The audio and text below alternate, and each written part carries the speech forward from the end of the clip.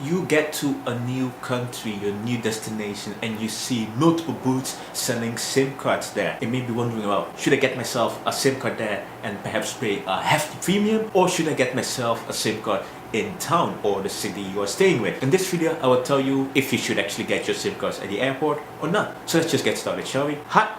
It's Odu for Phone Travelers here, where we talk about everything related to traveling with your phone, such as the question, should you buy a SIM card at airport? Before we get into that, where should you actually get yourself a local SIM card or a SIM card at the airport in general? Well, international roaming is expensive. In most cases, you've probably seen headlines of people being charged into the thousands, 10,000s, or maybe millions, depending on the currency you use, because they accidentally data roamed or made a call or something like that, making international roaming, well, not really a good option when you travel, unless you have money to burn, then go ahead. But in most cases, international roaming is expensive. I have a video dedicated to why international roaming is so expensive up there. With the case of local SIM cards, then you will be able to take advantage of the low rates that the operators charge. I say low rates, but compared to international roaming and some countries around the world, they charge like extremely low amounts for mobile data, such as India, which is like the cheapest place where you can get like 1 GB of data or data in general. And many other countries in Asia and around the world, they have low data rates. So that's a reason to get yourself a local SIM card or a local prepaid SIM card. So what about SIM cards at the airport? Should you actually get it? Well, it depends on the destination or the country you are in. In most cases, I would say don't get yourself a SIM card at the airport.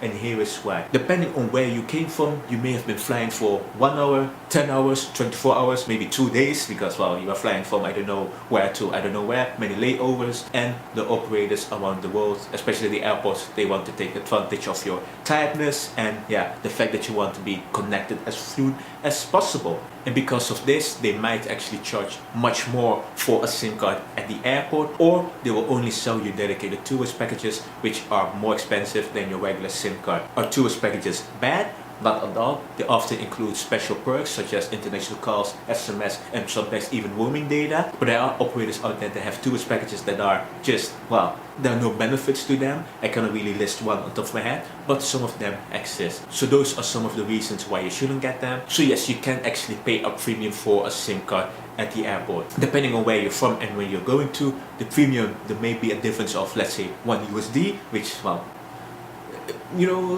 maybe a lot, maybe not be a lot, depending on how you see it. But in some countries, the difference can be much larger than that. Or they may sell you a regular SIM card labeled as a tourist SIM card, and then you pay like 5 times, 10 times the price for, well, the same SIM cards that you can get, only for the convenience that you could get it at the airport without the need of going to an official store or in town to get yourself a SIM card. But SIM cards sold at the airport are not always bad. Sometimes it can even be better than your regular SIM cards that are sold in the country, or they are your only option to get yourself a SIM card. For example, in the case of Taiwan, which where I'm recording this video now, the SIM cards sold at the airport, they come with truly unlimited data. For example, I had a SIM card from Chunghwa Telecom, which was valid for 3 months, and in those 3 months I used like 200 gigabytes of data, and my speeds were never throttled. And these SIM cards are primarily sold at the airports. There are some exceptions that you can get them at some regular stores, but that's a perk that they only have for tourist SIM cards sold at airports. In some countries, getting a SIM card at a regular